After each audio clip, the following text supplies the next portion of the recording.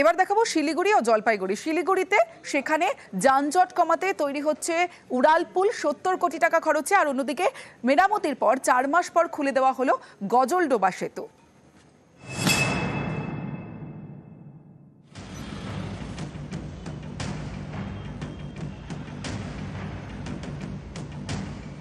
শিলিগুড়ি এই শহরে কয়েক লক্ষ বাসিন্দা।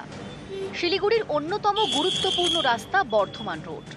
এই রুটে দিন দিন যানজট বাড়ছে, তাই উড়ালপুল তৈরি করছে পূর্ত দফতর। ডিসেম্বরের আগে এই সেতু খুলে দেওয়া হবে বলে দাবি। এতে শহরের যানজট কমবে বলেই আশা।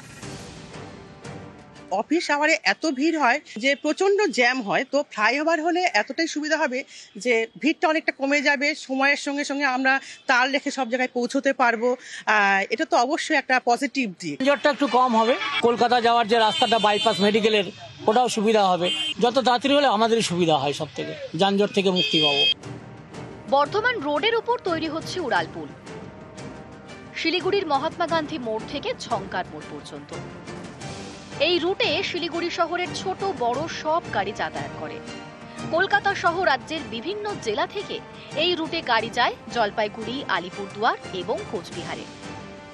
এই রাস্তায় দিন দিন গাড়ির সংখ্যা বাড়ছে, এর জেরে যানজটও বাড়ছে। উড়ালপুল চালু হলে যানজটের সমস্যা মিটবে বলে আশা শিলিগুড়ির মেয়রের।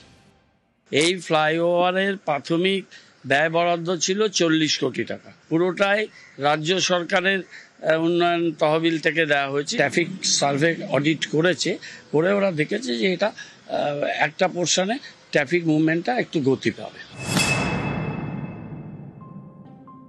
জলপাইগুড়ির রাজগঞ্জ, এখানে তিস্তার ওপর গজলডোবা সেতু।